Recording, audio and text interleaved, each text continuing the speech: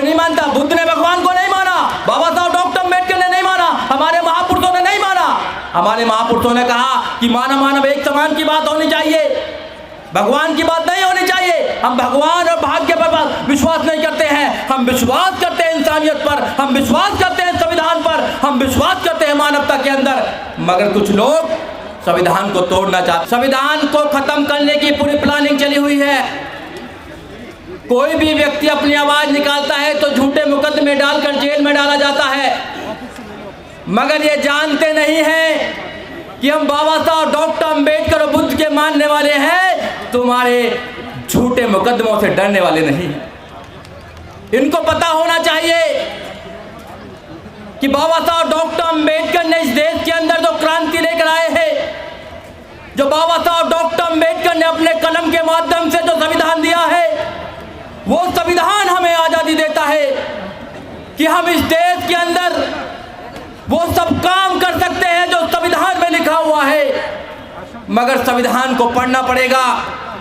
संविधान हमें आजादी देता है कि हम समता की बात करेंगे, हम भाईचारे की बात करेंगे। फिर इन लोगों को कौन सा संविधान आजादी देता है कि ये सत्ता में बैठकर भी ये विषमता की बात करते हैं, ये धर्म की बात करते हैं। तो आपको समझना होगा, जिनकी सत्ता होती है धर्म उनका होता है।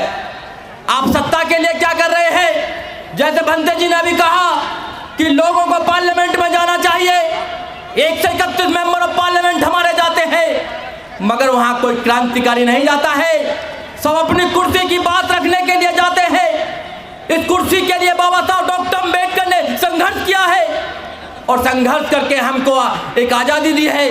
संविधान की आज़ादी जो देने के बाद जब हम लोगों को वोटिंग का अधिकार मिला तो हम सत्ता में आए, और सत्ता में आने के बाद हमारे साथ क्या हुआ आपने देखा होगा कि आज क्या हो रहा है। मगर हम लोग बाबा साहब डॉक्टर अम्बेडकर की बात को समझने के तैयार नहीं है, बाबा साहब डॉक्टर अम्बेडकर को पूर्ण रूप से मानने के लिए तैयार नहीं है। बाबा साहब डॉक्टर अम्बेडकर ने 14 अक्टूबर 1956 को नागपुर के अंदर क्या किया कि आप बुद्ध बन जाएं। मगर हम लोग तो कह रहे थे कि 2 नावों में हमने पैर रख रखा है। मुझे लगता है कि 2 नहीं 3-4 में रख रखा है। बहुत से लोग तो और भी जाते हैं, देखा नहीं कहाँ जाते हैं, क्योंकि भगवान की उनको एक आशा चाहिए। और मेरा मानना है कि भगवान को 2 प्रकार के लोग मानते हैं, कायर और लालची लोग मानते हैं। और को है, मैं आपको एक बात बताना चाहता हूँ कि लोग संविधान के पीछे क्यों पड़े हैं। और भी बहुत सारी चीजें हैं। संविधान आपको आज़ादी देता है, हर चीज की आज़ादी देता है। अगर मैं यहाँ खड़े होकर बोल रहा हूँ तो संविधान आज़ादी देता है, आर्टिकल 19। अगर मैं वकील बना हूँ तो संविधान आज़ादी देता है। हमारे वकील साहब अभी कह रहे थे, पूर्व मंत्री भी थे राजेंद्र पाल गौतम जी, कि उन्होंने LLB की और LLB करते करते 8,000 रुपये लगे। मगर मैं आपको बताना चाहता हूँ, मैंने LLM तक किया, मेरा 1 पैसा भी एजुकेशन में नहीं लगा, क्योंकि बाबा साहब डॉक्टर अम्बेडकर के रिजर्वेशन से मुझे एजुकेशन मिली है। आपने देखा होगा जब यह सरकार थी 2007 से लेकर 2012 तक तो 0 बैलेंस पर एडमिशन हुआ करते थे, मगर और सरकार में क्यों नहीं होते हैं, ये आपको समझना पड़ेगा। ये हमारी एजुकेशन को खत्म करना चाहते हैं। एजुकेशन को इसलिए खत्म करना चाहते हैं क्योंकि एजुकेशन आपको ताकतवर बनाती है, आपको सवाल करने का मादा देती है। एजुकेशन इनकी आंखों में आंखें डालकर सवाल करने का आपको मादा देती है, इसलिए एजुकेशन को खत्म करना चाहती है। मैं एक छोटी सी कहानी बताना चाहता हूँ, उसके बाद मैं अपनी बात को खत्म करना चाहता हूँ। और भी वक्ता है साथियों, आपने सर्कस देखा होगा, सब लोगों ने सर्कस देखा होगा। सर्कस में शेर हुआ करते थे पहले, शेर और बहुत सारे जानवर हुआ करते थे। मगर सुप्रीम कोर्ट ने आदेश दिया, एनिमल प्रोटेक्शन एक्ट आया, तो उसमें उनको आदेश देना पड़ा कि किसी भी जानवर को आप सर्कस में नहीं रख सकते हैं, तो सारे जानवरों को छोड़ना पड़ा, शेरों को भी छोड़ना पड़ा। अब शेरों को जंगल में छोड़ दिया। 10 दिन के बाद अखबार में लिखकर आया कि शेरों का जंगली कुत्तों ने शिकार कर लिया है। शेरों का जंगली कुत्तों ने शिकार कर लिया है। शेरों का जंगली कुत्तों ने शिकार क्यों किया? क्योंकि शेर पिंजरे में था, वो अपना स्वभाव भूल गया था, वो आक्रमण करना भूल गया था। और जो कुत्ते थे वो अपना एक जोश आ गया उनके अंदर और वो निपुण हो गए थे शिकार करने में। अपने बच्चों को घरों में रखेंगे तो पिंजरे के शेर बनाएंगे, उनका कोई भी शोषण करेगा, उनका कोई भी शिकार कर लेगा। इसलिए आप लोगों को पिंजरे का शेर नहीं बनाना है, आपको बाबा साहब डॉक्टर अम्बेडकर का उनको भीम सैनिक बनाना है। और एक बात और, IAS, PCS, doctor, engineer, professor, जज, वकील बनना आसान है, अम्बेडकरवादी बनाना उससे भी 100 गुना ज़्यादा कहीं टफ है। अम्बेडकरवादी बनना, बुद्धवादी बनना इतना आसान नहीं है। जब तो लोग कहते हैं कि जो गलत होता है उसको कौन आवाज़ लगाता है? अम्बेडकरवादी आवाज़ लगाता है। गलत का हमेशा आपको विरोध करना है, क्योंकि अगर आप विरोध नहीं करेंगे तो आपकी आने वाली संतानें गूंगी पैदा होंगी।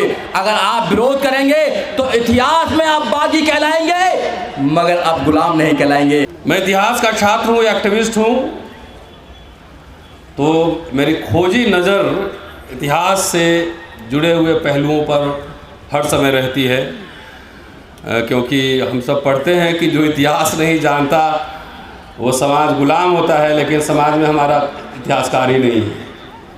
इतिहासकार कोई बनना भी नहीं चाहता है, क्योंकि रिसर्चर और शोधार्थी बनने के लिए 20 से 25 साल कमर और कुर्सी को एक करना पड़ता है, तब जाके वो बात निकलती है। यहाँ मैगी टाइप नहीं है, चट 2 मिनट में कुछ नहीं होता है, सदियाँ गुजर जाती है प्रोफेशनल हिस्टोरियन और रिसर्चर बनाने में। बहरहाल मैं अपने जीवन में हर समय बैक बेंचर रहा हूँ, मतलब पीछे बैठने वाला। कहाँ गए बंदे जी? और मुझे उसमें कोई नहीं, मुझे मज़ा आता है। और मैं जब किसी भी प्रोग्राम में जाता हूँ तो एज ए एक्टिविस्ट, आम आदमी, आम इंसान, जब अगर 2 घंटा बैठाएंगे मुझे मंच पर, तो मुझे लगता है कि मुझे सज़ा मिली है। तो उससे बेहतर है मैं लोगों से मिलना जुलना, बातचीत करना ज़्यादा मुझे अच्छा लगता है। लोगों से मिलता जुलता हूँ। बैठा के चुपचाप बैठा के एक पानी का बोतल देंगे, 2 घंटा बैठाए रहेंगे, उससे बढ़िया है दोस्तों से, भाइयों से मिलूँ, इधर माताएं बहनों से मिलूँ, बातचीत करूँ।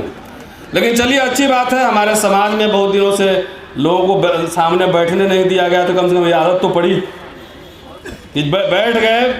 सम्मान नहीं मिला, इसलिए सम्मान में 2 घंटे लगते हैं, लेकिन मैं सम्मान से उब गया। क्योंकि सम्मान में तकरीबन 2-2.5 घंटे लग जाते हैं, और उसमें इतने सारे महत्वपूर्ण वक्ता हैं। अगर 10 मिनट भी बोलेंगे तो मुझे लगता है 5-6 घंटे तो ऐसे ही हो जाएंगे। इसको शॉर्ट किया जाए, मैं जहाँ भी जा रहा हूँ बोल रहा हूँ, शॉर्ट किया जाए, एक आदमी का सम्मान कर दे, काफ़ी है। तो चलिए, कम से कम मंच पे इतने सारे लोग हैं, मैं चाहता हूँ कि इतने सारे लोग विधानसभाओं में, पार्लियामेंट में दिखे, विश्वविद्यालयों में दिखे, मीडिया घरानों में दिखे, प्रोफेशनल वर्ल्ड में दिखे, हर जगह दिखे। खाली हुक्मरान का नारा देने से कुछ नहीं होने वाला है, बहुत सारे और सारे काम है जिसको होना है।